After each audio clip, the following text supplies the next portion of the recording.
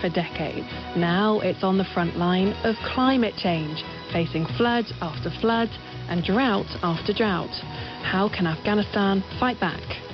The newsroom is next. This is the BBC World Service, the world's radio station.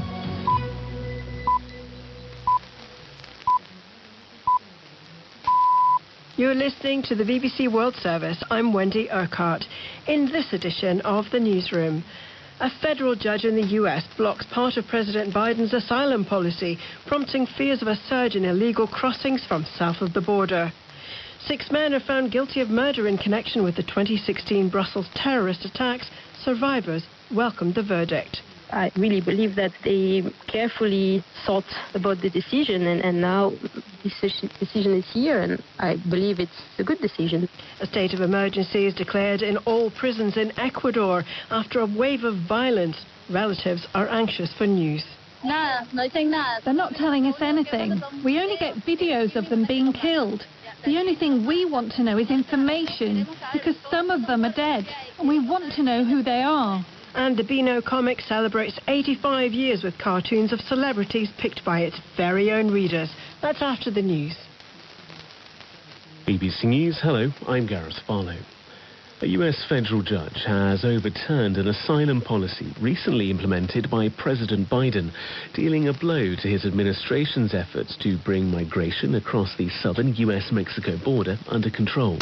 Paddy Maguire reports. The judge in California ruled that Mr. Biden's 10-week-old policy to force asylum seekers to apply for admission to the US from their home countries or from countries en route to the United States was unlawful. With the new regulation blocked, the US government may now have to accept asylum claims from people who cross illegally from Mexico into US territory, prompting concerns about a new surge in clandestine border crossings. US officials say migrant detentions have plummeted since the new policy took effect in May, as more people try to enter the US legally. The Biden administration has 14 days to appeal. A court in Belgium has convicted 6 men of murder for their role in Islamist bombings in Brussels in 2016. 32 people were killed and more than 300 were injured when a subway train and Brussels airport were targeted by suicide bombers. Philip van der Berger, who was at the airport at the time, gave his reaction to the verdict. Je suis très content, I'm very happy, very calm. It was a good end. 2 acquitted and the others found guilty. It's very reassuring. I can be proud of what the jurors have done. The government of Ecuador has declared a state of emergency in all prisons in the country and authorized the armed forces to take control following a wave of violence.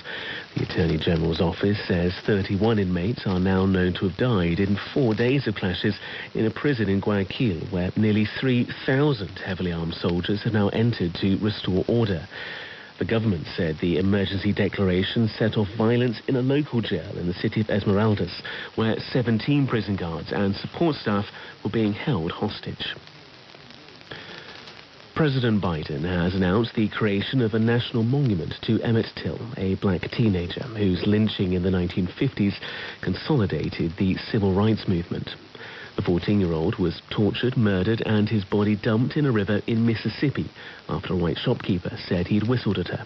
David Willis reports.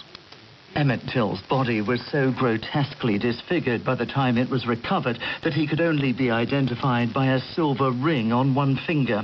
His mother, Mamie Till Mobley, insisted on an open casket at his funeral, and during 4 days of public viewings, around 250,000 people came to bear witness to the atrocity for themselves.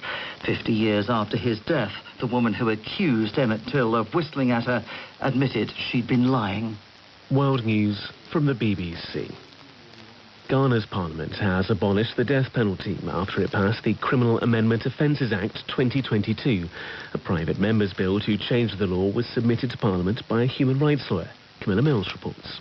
There are currently 170 men and 6 women on death row, whose sentences will now be replaced with life imprisonment. Capital punishment was invoked for murder, attempted murder, genocide, piracy, and smuggling of gold or diamonds. It's thought that 7 people were sentenced to death last year. but the punishment has rarely been used. The last time Ghana carried out an execution was in 1993. The tech giants Alphabet and Microsoft, which have both recently made a big push into artificial intelligence, have announced bigger than expected earnings for the second quarter of the year. Alphabet, which owns Google, reported a net income of $18.7 billion. An earnings statement by Microsoft said net profit was $20.1 billion for the April to June period, up 20% year-on-year. Bronny James, the eldest son of the basketball legend LeBron James, is in a stable condition after suffering a cardiac arrest during practice with his college basketball team. A spokesperson for the family said the 18-year-old collapsed on court while training in Los Angeles on Monday. LeBron James is the NBA's all-time leading scorer and has long spoken of his desire to extend his career so he can play in the league with his son. Records from the U.S. Department of Homeland Security show that President Biden's dog, a purebred German Shepherd called Commander, bit or attacked Secret Service personnel 10 times over a 4-month period from late 2022. Several of the incidents required medical care, and in one case, the injured officer had to visit hospital. The records were forcibly released after a Freedom of Information lawsuit by a conservative watchdog group. From London, that's the latest BBC News. Hello, this is the newsroom with me, Wendy Urquhart. We begin this edition in the United States, where a judge has overturned a policy of the Biden administration aimed at reducing the number of migrants crossing into the country from Mexico. The ruling is being seen as a big blow for the administration, and there are fears that it could lead to a surge in illegal crossings at the Mexico-US border. Our North America correspondent David Willis has been following this story, and he joins me now from Los Angeles. Hello, David. Can you just tell us what the asylum policy rules are? Well, these new rules were introduced, Wendy, by the Biden administration just 10 weeks ago in an attempt to put a more rigid process in place for asylum seekers and to quell the surge of migrants at the US-Mexico border, which has been running at up to 200,000 hopefuls a month on occasions. Now, under this new policy, asylum seekers have to apply for admission to the United States, either from their home countries or countries that they pass through en route to Mexico, and they have to set an interview appointment in advance using a U.S. Immigration Service app. The intention being, of course, to make the process less chaotic and to relieve the sort of pressure that I was just talking about that has led to those chronic bottlenecks at U.S. border posts. Now, all this was a major plank of the Biden administration's attempt to get the situation at the southern border under control. And migration, of course, has become a highly contentious issue for the president, one that the opposition Republicans have repeatedly criticized him over. Well, now the White House potentially finds itself back at the drawing board after a federal judge in San Francisco, Judge John Tiger, who was appointed to the bench by Barack Obama, in fact, deemed the Biden administration's policy arbitrary and capricious and called for it to be scrapped. And he said it presumed that most migrants were ineligible for asylum and was therefore unlawful. Well, we know that the numbers have gone down since that policy was put in place in May. What reaction has there been to the ruling from immigration advocates? Well, little reaction so far, but migrant advocacy groups had argued, Wendy, that these new rules, which went a long way, as I say, to easing the pressure on the southern border posts, were unfair, not only because they imposed very lengthy delays on occasions to some with genuine cause to seek asylum, but also because they exposed many of those who were kept waiting to violence on the other side of the border. Now, Judge Tiger suspended scrapping of the policy for 2 weeks, pending an appeal, which the United States Justice Department wasted very little time in filing. And the ruling by the judge could once again force the United States government to accept the asylum claims of any petitioner who seeks to enter this country, thereby potentially sparking a new surge of migrants, if you like, to the Mexican border. And we know the Biden administration's already launched an appeal. What's likely to happen next? Well, the Homeland Security Secretary, Alejandro Mayorkas, said that for now the Biden policy remains in place, and he warned that if migrants attempted to enter the country without documents, they would face a minimum of 5-year ban and possible prosecution. And the U.S. Justice Department has also said that it will seek a longer stay on the implementation of this decision, a stay longer than the current 2 weeks. And it's thought that ultimately, of course, all this could end up in the highest court in the land, Wendy, the U.S. Supreme Court. OK, David, we'll leave it there. David Willis in Los Angeles, thank you so much for that update.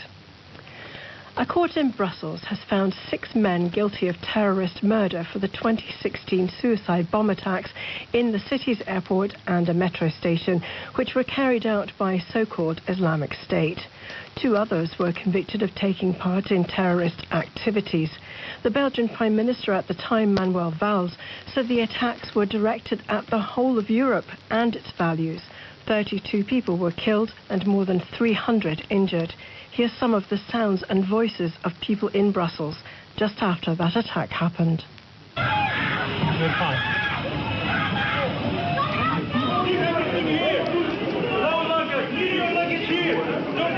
have seen people who are really injured, a mom with a newborn baby, a mom with little children, a man who was lying on the floor. We don't know what to do. We don't know what is going to happen next. I'm 21. It really needs to stop. We're gonna all die. We have to be careful because they're walking around between us. It's maybe today, in a month, it's maybe in 1 year, but they're still going on for attacking us. Well, New York Times reporter Monica Pronchuk was at the court. The bombings in March 2016 were the deadliest ever in Belgium's history, and they were claimed by the same ISIS cell, the attacks in Paris a couple of months earlier. And combined, those assaults were the deadliest operation ever organized on the European soil by the Islamic State. The victims of these attacks waited over 7 years for the trial and this, but what happened is a jury, they had to reply to 287 questions, including detailed motivations of their verdict. Well, several of those on trial had already been convicted of taking part in the Paris terror attacks. Mathilde Roumont was at the Malbec metro when the bomb went off at around 9 a.m. This was her reaction to the verdict.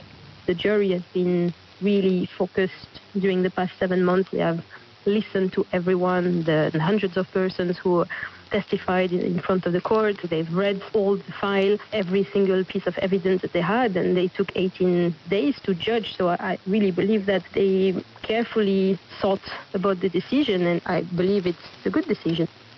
BBC Online's Europe editor Paul Kirby has been following the trial.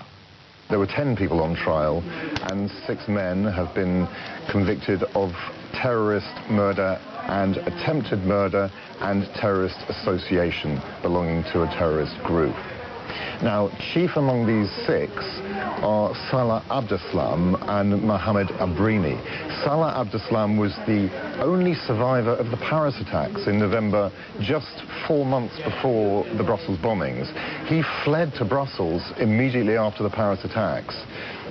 So he's been found guilty of that. He actually denied any involvement at all in the Brussels bombings because he was arrested just a few days earlier. But he's been found guilty, as has Mohammed Abrini. He actually confessed to this attack because he was eventually caught. He was known as the man in the hat because he was involved in the Brussels bombing of the airport. Now, there were 2 bombings. First of all at the airport, and then an hour later at Malbec metro station, very, very close to all the EU institutions in Brussels. But Abrini had fled the airport because apparently his bomb didn't go off. He was eventually arrested along with other suspects 2 or 3 weeks later. They are 2 of the 6 people who've been convicted. They'll be sentenced later. That report from Paul Kirby. Thousands of soldiers have stormed prisons in Ecuador to regain control after dozens of prison guards were held hostage by inmates. The Attorney General's office reports that nearly 3,000 heavily armed soldiers were deployed to Guayas prison in the city of Guayaquil, where 31 inmates are known to have died in the past few days. This woman outside the prison says very little information is being given to relatives of the inmates. They're not telling us anything. We only get videos of them being killed. The only thing we want to know is information, because some of them are dead, and we want to know who they are. Well, Cristina Munoz is a journalist based in the capital, Quito. She gave us this update. Ecuador is facing the worst jail crisis in its history, because at least 31 inmates were killed during the military actions that allowed to free the prison guards that were held hostage in different jails in different cities simultaneously. And I say at least because 14 inmates were injured and the death toll might rise in the next hours. What started this? It started officially 4 days ago when two of the main gangs were fighting over drug-controlled territories. But in a way, the chaos inside Ecuadorian jails is in a permanent state. So the President Guillermo Lasso declared a state of emergency in different cities, but it has not stopped violence in the past. And President Lasso is always declaring a state of emergency, and it has proved not to work. As you were saying, several guards were taken hostage. Do we know any more about what's happened with them, if any of them have been released? A total of 137 guards were held hostage. And after a huge operation, thousands of soldiers broke into the main penitentiary center in Guayaquil, and most of them were released. This is a situation that it is still taking place, so the authorities have not confirmed that all of the prison guards have been freed at this point. The families of the victims, the families of the inmates that are killed or injured, they seem to be the last to receive a notification. The state of fear, of sadness outside the prisons really breaks anybody's hearts, because those families don't know what is happening to their relatives. This has happened several times in the past, and authorities cannot offer prompt answers to families and to the Ecuadorian citizens in general. As you were saying, the president is always calling a state of emergency, but is anything else actually being done to stop the violence in prisons in Ecuador? Well, the problem is related to drug cartels. The new president, because we're going to presidential elections soon in August, will have to face and deal with, because violence is increasing inside jails and outside jails. People do not feel safe walking in the streets. Nobody knows where is more unsafe to be, inside or outside a jail. So the sense of insecurity that Ecuadorians live has never been seen before. Cristina Munoz in Quito. You're listening to the Newsroom on the BBC World Service. Now, as diplomatic relations go, it's considered one of the more special ones. Australia and New Zealand are celebrating 80 years of close ties this year. So it's perhaps fitting that the Australian Prime Minister, Anthony Albanese, is making his first official visit to New Zealand. Well, our correspondent Phil Mercer is in Sydney and he joins me now. What's on the agenda then, Phil? Well, trade and security will be discussed by the two leaders. As you say, this is the 80th anniversary of official diplomatic ties between the two countries. It's also the 40th anniversary of a free trade agreement too. Also on the agenda, changes to immigration rules that now make it easier for New Zealanders living in Australia to gain citizenship. There have been differences in the past over Australia's policy of deporting New Zealanders convicted of serious crimes. That policy has recently been softened. New Zealand isn't geographically Australia's nearest neighbour. They are separated by the Tasman Sea, but the close cultural, economic and social ties have very much been a feature of relations between these Pacific neighbours. What about China's ambitions in the Pacific? I'm presuming that will also be discussed.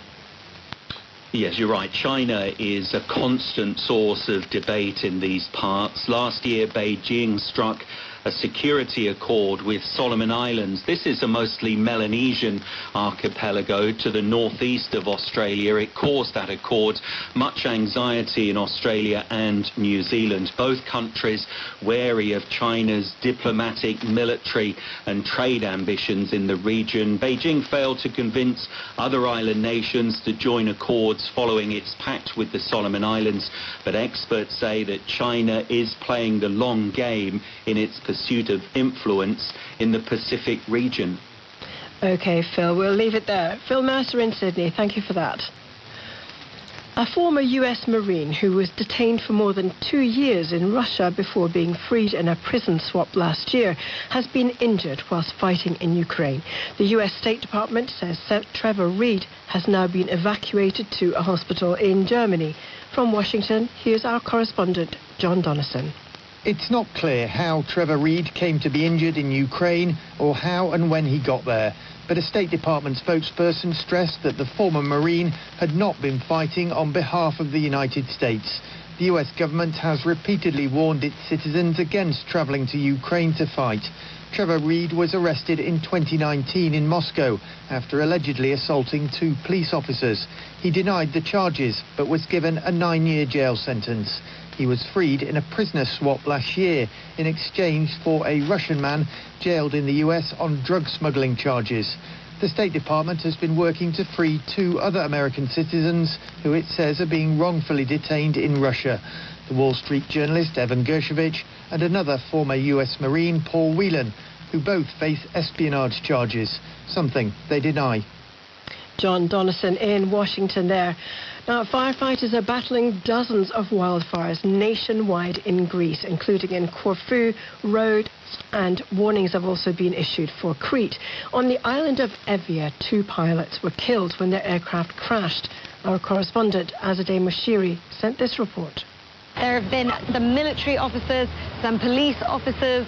There have been locals as well who have been volunteering with the fire service to help. And while this fire is currently the most pressing for the firefighters here in Greece, it's a reminder of the risks involved when they're fighting fires like this. When the wind is growing like this, it's simply so hard to get close to the flames.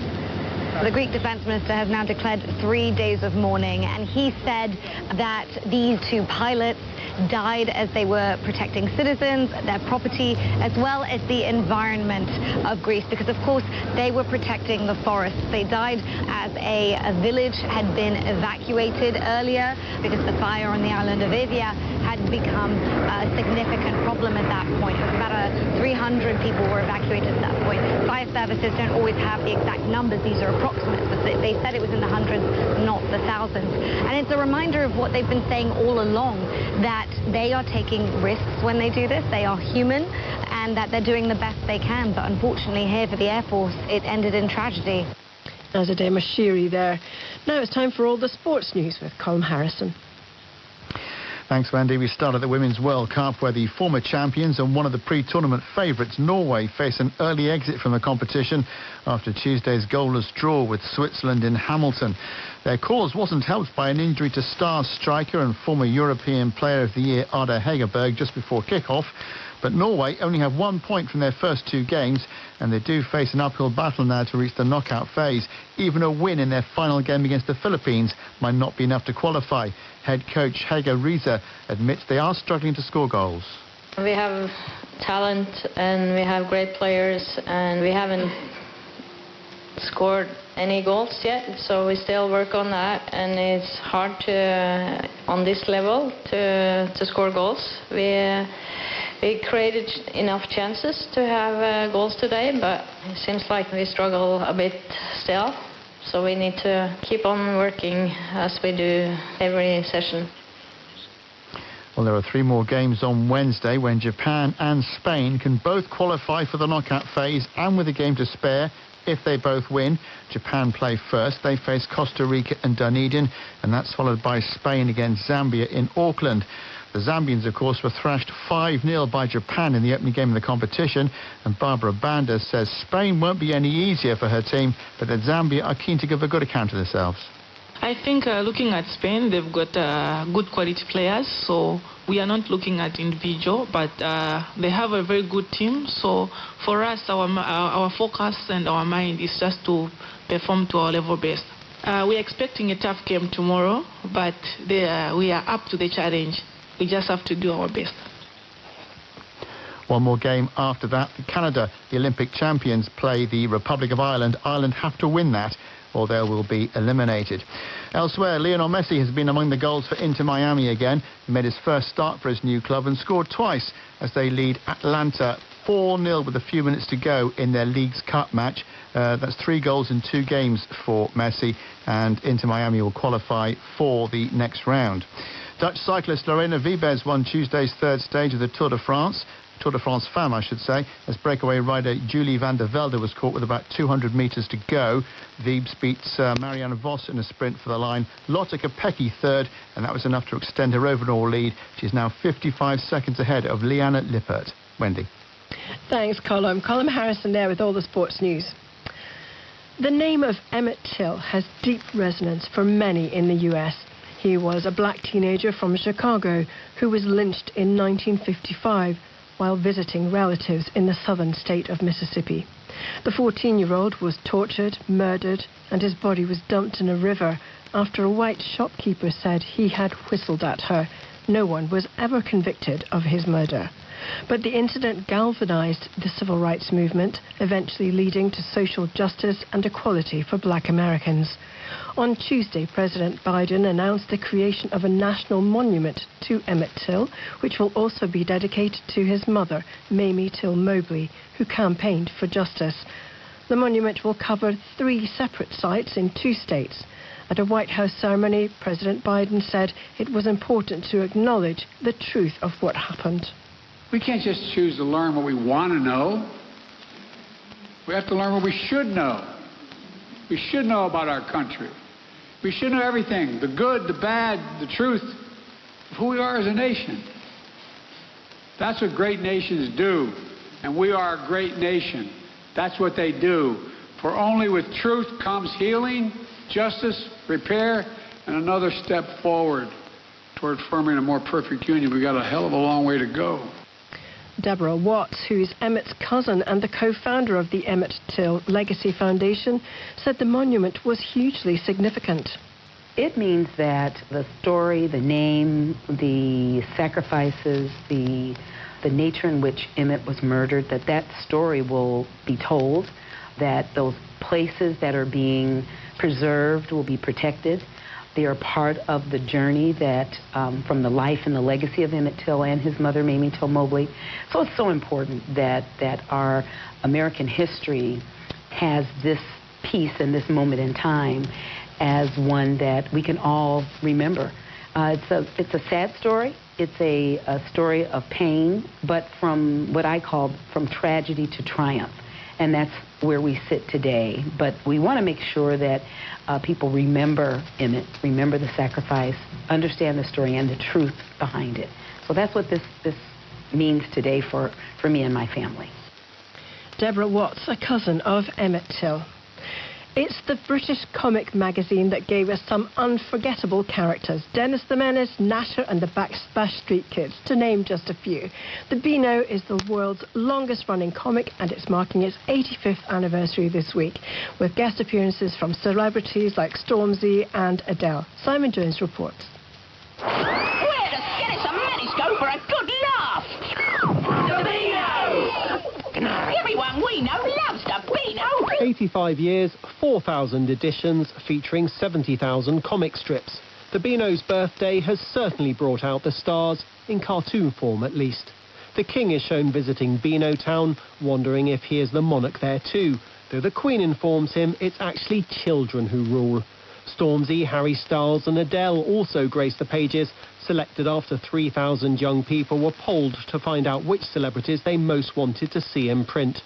The Bash Street Kids may now be old enough to be pensioners, but the Beano's so-called head of mischief, Mike Sterling, says the birthday issue is dedicated to every child out there because being a kid never grows old. And that's all from this edition of The Newsroom. I'm Wendy Urquhart. Thank you so much for your company.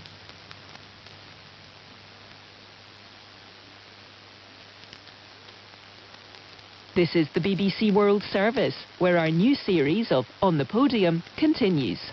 We're telling the remarkable stories behind sporting success. Okay, they don't think we can do this.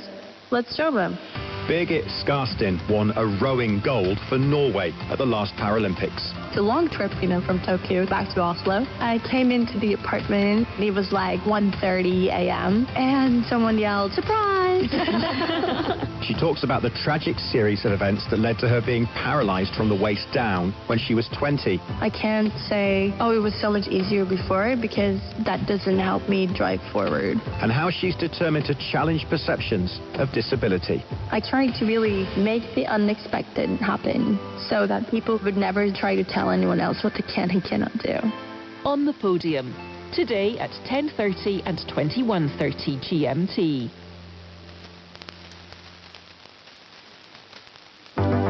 This is the BBC World Service. Up next, the climate question with Greer Jackson. Afghanistan has been on the front line of war and conflict for decades. Now it's on the front line of climate change, facing flood after flood and drought after drought. We're asking, how can Afghanistan fight back? Join me for answers after the latest BBC News. BBC News with Gareth Barlow. A US federal judge has overturned an asylum policy recently implemented by President Biden, dealing a blow to his administration's efforts to bring migration across the southern US-Mexico border under control. This has prompted concerns about a new surge in illegal migration. Ghana's parliament has abolished the death penalty after it passed the Criminal Amendment Offences Act. There are currently 170 men and 6 women on death row whose sentences will now be replaced with life imprisonment. The government of Ecuador has declared a state of emergency in all prisons in the country and authorised the armed forces to take control following a wave of violence. The Attorney General's office says 31 inmates are now known to have died in 4 days of clashes in a prison in Guayaquil. 6 men have been convicted of murder linked to terrorism in connection with the 2016 Islamist attacks in Brussels that killed more than 30 people. The attacks were the deadliest in Belgium since the Second World War. A national monument is to be created in the United States in memory of Emmett Till, a black teenager whose lynching in Mississippi in the 1950s helped drive the civil rights movement. An emergency effort is underway to save dozens of whales stranded on a Western Australian coastline after 51 others were confirmed dead. The pod of long-fin pilot whales came ashore close to Chains Beach, south of Perth. Records from the US Department of Homeland Security show that President Joe Biden's dog, a purebred German Shepherd called Commander, bit or attacked Secret Service personnel 10 times over a 4-month period from late 2022. And Bronny James, the eldest son of the basketball legend LeBron James, is in a stable condition after suffering a cardiac arrest. The 18-year-old collapsed on court while training in Los Angeles on Monday. More stories online at bbc.com/news.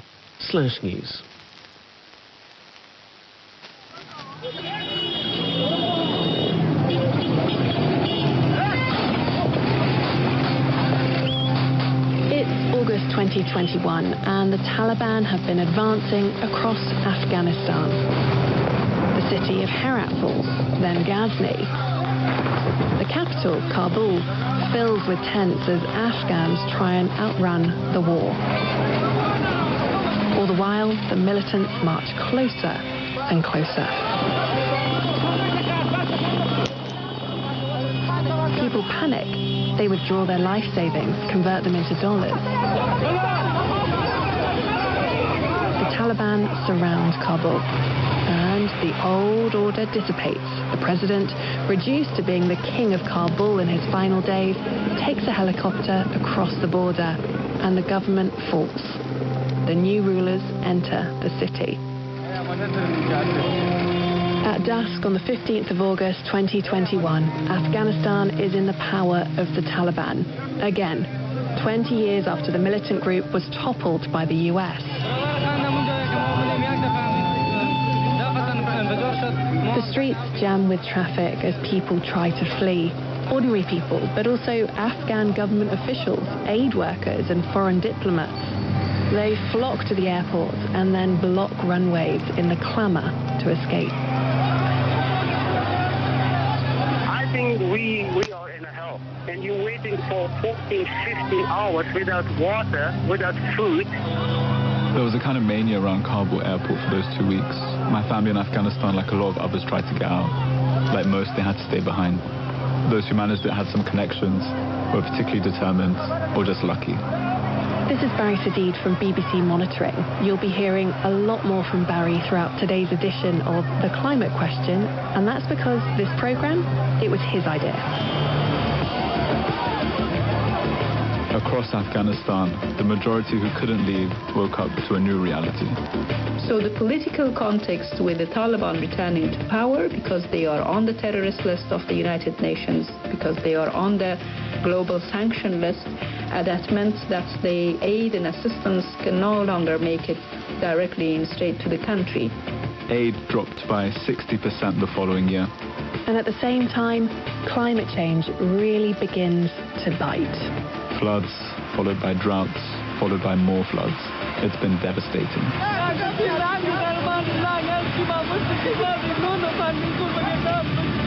For decades, Afghanistan has been on the front line of war. Now it's on the front line of climate change. Is it possible to fight both? So I began researching this show expecting the worst. But what surprised me is that there is some real hope too. From the BBC World Service, this is The Climate Question. I'm Greg Jackson.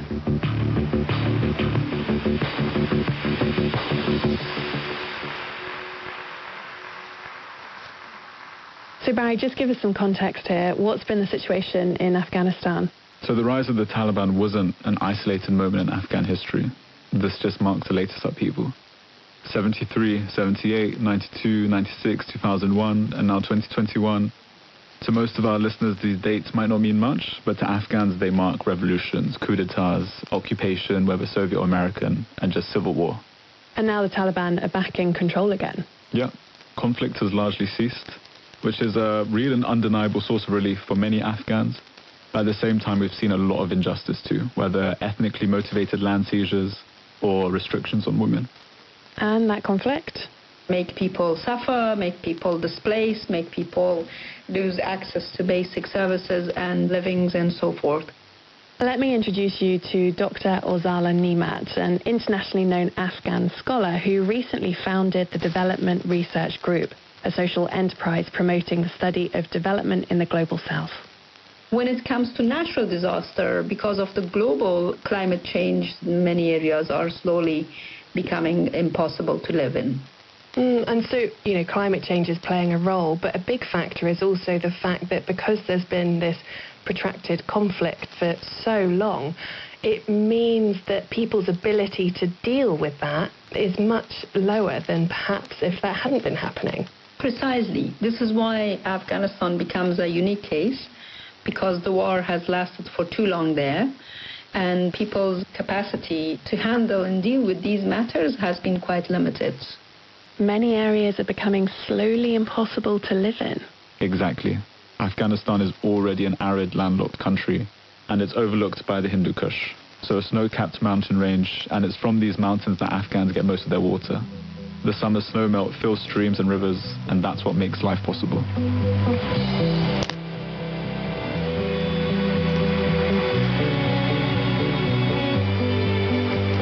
Climate change is causing temperatures in Afghanistan to rise twice as fast as the global average. It's causing the glaciers in the Hindu Kush to shrink and the rains to change, leaving less and less water for those living downstream. That's according to our next guest. I am Najibullah Sadid. I was born in Kabul and grown there, of course, and studied there. And then luckily got a scholarship for studying in Germany, where I studied water resources engineering. Why did you want to study hydrology, water? So basically, in Afghanistan, you see, in particular in Kabul, as a kid, you're struggling to fetch water for your family. The kids are the ones who are fetching water and supplying water for their families. As a general, there was lack of expertise in water resources management, and that basically motivated me to major in water resources engineering. Is management the only reason why there's so little water? There is, of course, several reasons for that. One reason is, of course, that Afghanistan is devastated by over 5 decades of war and political instability, and that made Afghanistan basically to not be able to develop its water resources infrastructure. And this poor water resources, water infrastructure in Afghanistan basically made Afghanistan vulnerable to the climate shocks that we are experiencing. What sort of climate shocks? So there are, of course, droughts, and this is not the only shock. Like the changes that we have very mild winters, and that means that rainfalls occur not in form of snow, which was usually the case for Afghanistan. This is problematic because, as Barry was saying, the snow used to be stored on the mountains until it melted in summer, providing water through the dry season. But now that it rains, the water just rushes down into the valleys and causes flash flooding.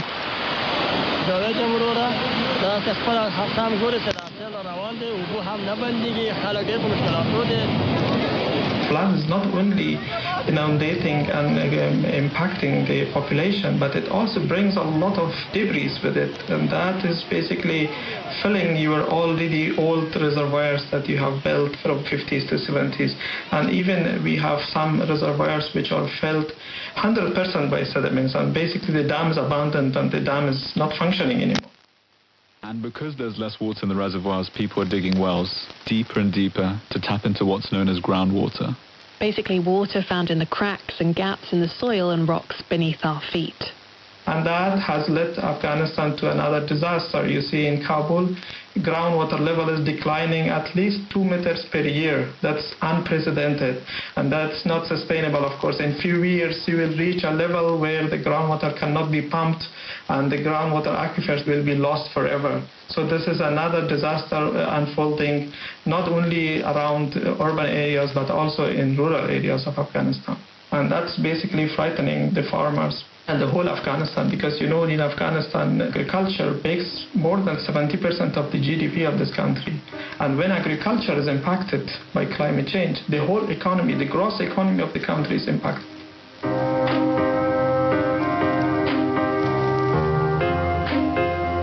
The effects of climate change are far-reaching enough for the Taliban to take notice.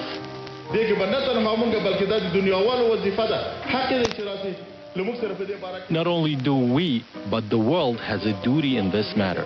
And it is imperative that they cooperate with us in this sector, because they have ruined the air, atmosphere, and environment of Afghanistan. And other countries of the world have also played their own role in this. I mean, the Taliban say that they're taking these issues, and particularly climate change, seriously, and they're doing what they can to ameliorate the situation and adapt. Do you see that? I have not seen any signs or any sort of efforts for tackling climate change. Probably that's also one of those statements that the Taliban are just rhetorically making, that they are aware of it or doing. I'll give you an example in an area that we studied in research for quite a long time. Very sincere and important area. So southern Afghanistan, particularly the Helmand province, is known for a massive drug production, poppy cultivation to be very specific. Heroin. And here's heroin, precisely. That the poppy is processed to turn it to heroin. In order to produce heroin, the farmers were using groundwater. Now they have banned the poppy cultivation. They've banned on the drugs. Okay, that's good news. But the farmers have no choice but to use the lands to produce alternative goods, like, for example, wheat. And the concerns that we raise as researchers is that, okay, wheat production requires even more water. We were highlighting the issue that irresponsible usage of groundwater can cause disasters, can mean that in 10 years these areas will not be livable. So unfortunately, we haven't seen much action in that area by any authorities of the former government, nor currently by Taliban. And this is why some Afghans have been taking things into their own hands since the Taliban takeover.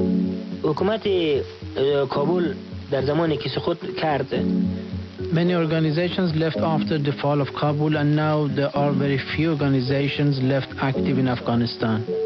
As far as I know, I haven't seen any organizations in Daikundi tackle climate change and climate adaptation since. Who's this, Barry? This is Naim Yousufi. He works on climate adaptation projects in central Afghanistan. I asked Naim whether it was the withdrawal of aid by NGOs during and after the fall of Kabul that prompted him and others to start providing services themselves. بله دقیقاً انگیزه ما به خاطر شروع کارها در افغانستان. Yes, precisely. The motivation for starting our work in Afghanistan was because the work of other organizations had fallen off. The second matter is that under those circumstances that Kabul fell in, I thought that no one else would pick up the work we were doing for fear of danger to their lives and property. Everyone was looking to escape from Afghanistan. We saw the situation and thought that if an Afghan from Afghanistan began this work, perhaps they wouldn't face the same problems. So we began this work. After half a year, we began our work on irrigation projects and education. It's in a mountainous region called Daikundi. To picture it now, in summer you can see rust-colored hills and peaks and pockets of arable land in valleys full of trees and pastures. Sounds beautiful. Yeah, but it's a hard living as well. People live from agriculture and herding, with the main crop being almonds. I spoke to Naim a bit about his work to save water and fight climate change. In terms of irrigation project, we would construct a standard irrigation pool to properly store their water with pipes to transport the water to people's land. Barry, what exactly is a standard irrigation pool?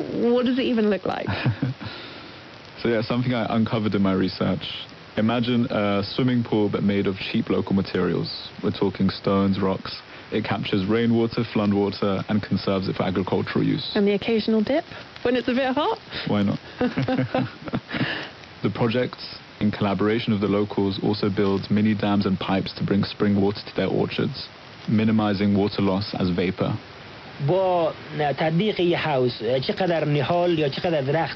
By building these pools, many trees in orchards were saved from drought.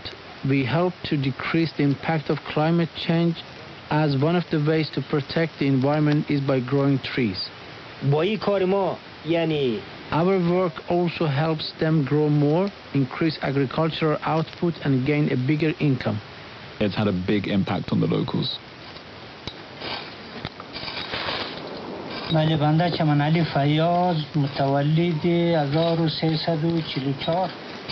is Ali Fayaz. I was born in 1965 in Badi Mazar village. My work is farming and education.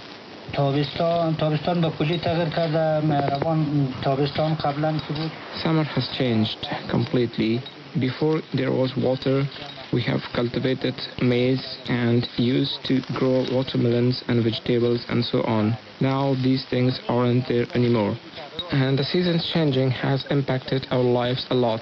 It has made us dependent on foreign countries and the work of foreign countries, and has made people migrate along with many other negative effects. Droughts and floods have increased. Along with these two things, and other changes have occurred that have impoverished people and made them helpless. They don't have anything. There's no way to compensate for these losses caused by floods or drought. The new irrigation system and areas where the pipes have been laid down has really helped. It has roughly 80% or 100% saved people's trees and harvest from the drought, but in areas where the system doesn't reach, people are still really suffering. We need foreign help to help extend the irrigation system. We also need pets and other things for flood prevention. We need these things. There's no other way.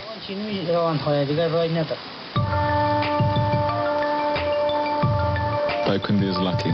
I was speaking to some friends from another province in central Afghanistan the other night, and I was telling them about what we had found, these amazing projects, building dams but conserving water in a sustainable way.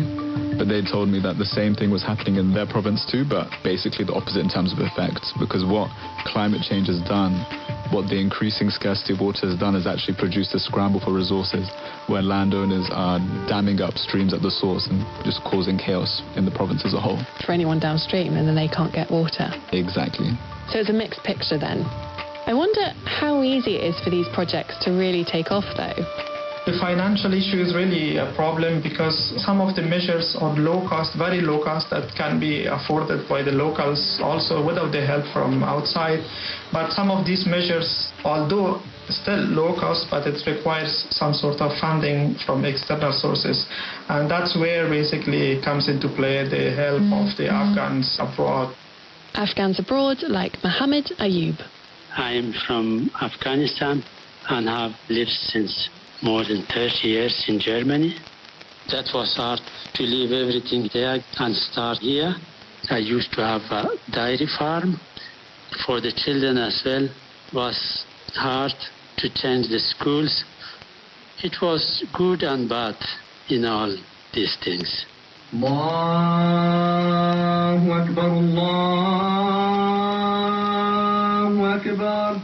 Mohammed prays at the Abu Bakr Siddiq Mosque in Kiel, a German city just north of Hamburg. Every Sunday we are a collection in our Afghan mosque here in Kiel. So we speak about the dams, about the built dams, about the new dams, and about the future dams. قال الله سبحانه وتعالى هو الذي جعل لكم الأرض ذلولا فامشوا في مناكبها. Normally, everybody makes some donation. Have you managed to raise much money? Fortunately, yes. In the help of our mosque here in Kiel, we have now donated for more than 20 dams. Wow, 20 dams? 20 dams. The smallest with 1,000 cubic meter storage, and the biggest with 500,000 cubic meter storage. That sounds like a lot of water. Yes. I can't visualize it, but it sounds like a lot. It sounds impressive, Mohammed. Yes, it's very big. قال الإمام ابن كثير رحمه الله في تفسير قول الله سبحانه. For me, the best place for giving you a donation is water conservation in dry areas like Afghanistan. Why? So the return of this investment is very high. When you build a dam, for example, which stores 10,000 cubic meter water, that will cost you roughly $1,000.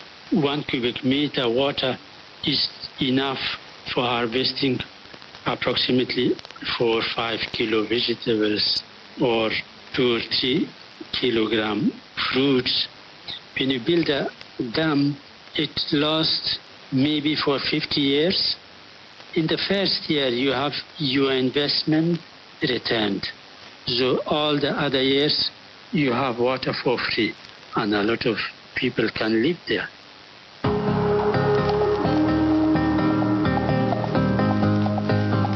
What I find amazing about people like Mohammed is that they've fled their country, had to set up a new life, you know, in a place where they don't have a support network. They might not even know the language.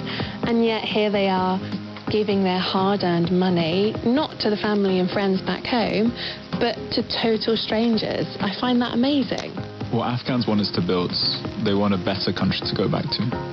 I can understand that. And the thing is that the solutions are cheap too. So what I'm wondering is, why is the responsibility of aid falling to the likes of Mohammed and not the UN or governments, especially since Afghanistan has contributed so little to the climate crisis? Yeah, I mean, emissions, talking historically or currently, are basically nothing. There's an argument being made by experts that the big climate polluters, China, EU, the US, have a moral responsibility to pay for climate adaptation that vulnerable and innocent countries like Afghanistan so desperately need. So the question is, why aren't they doing that? Essentially, it comes down to a reluctance to cooperate with the Taliban because of their human rights violations, because of what the UN have described as gender apartheid and their ban on female aid workers. Is there any way then to provide financial aid to everyday Afghans without legitimizing the Taliban? Dr. Urzala Nemat thinks so.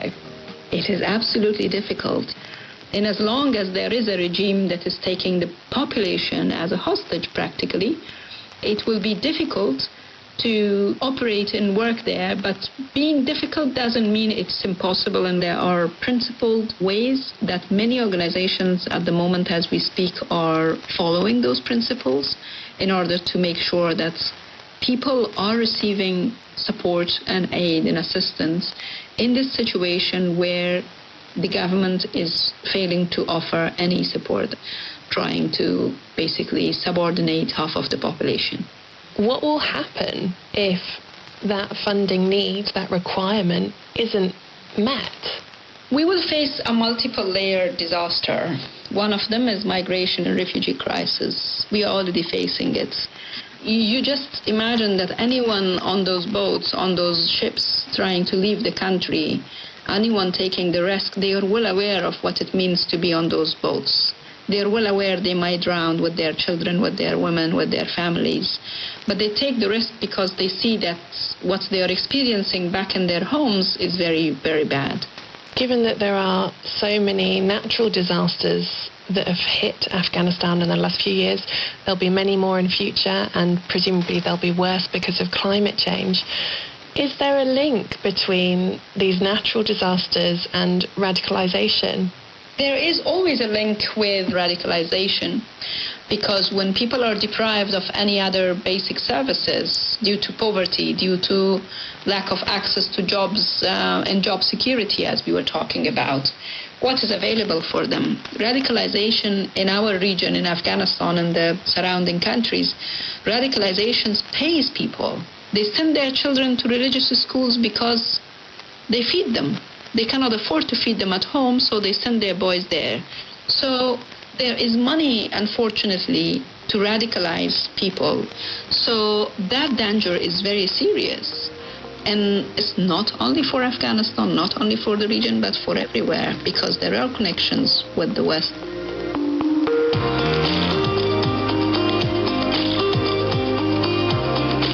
Despite the dire situation and the repercussions that may soon be felt all around the world, there is room for optimism for Najib.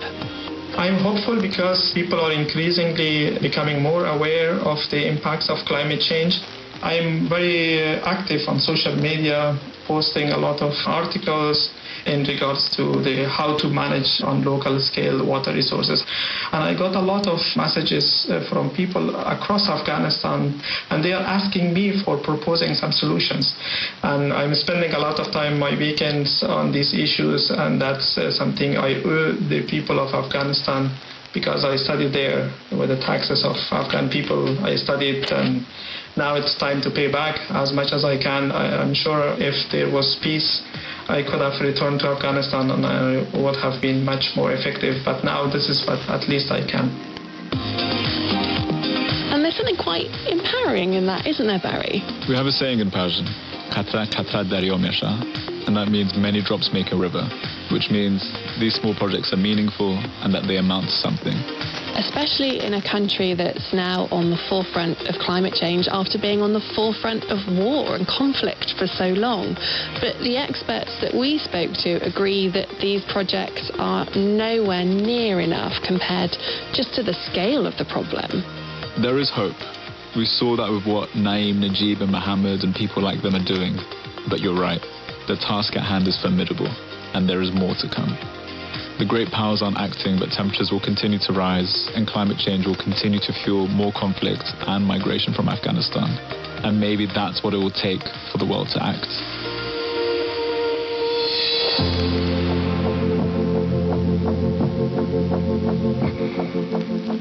Barry Sadid, thank you so much for sharing your insight with us. Barry had a helping hand from our producer, Jordan Dunbar, and series producer, Simon Watts. China Collins is our editor, and Tom Brignall was in charge of the mix this week. If you'd like to get in touch with us about what you've heard or have an idea for the programme, please do send a voice note to theclimatequestion@bbc.com. Soon we're going to be dedicating an entire show to your questions around food and drink. So if you've got any on that particular topic, send them on in. The email again is theclimatequestion@bbc.com.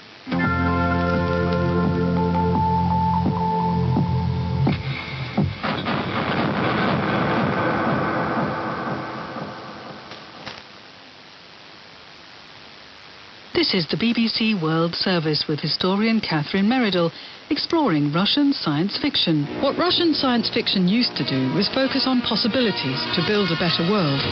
These days, the view ahead is dark. The USSR cannot be stopped. Let the capitals burn under the blows of beam and seismic weapons. Invading the Past, Russia and Science Fiction. Tuesday at 8:30 and 19 GMT. In 50 minutes, witness history. I'm taking you back to 1986, when the frightening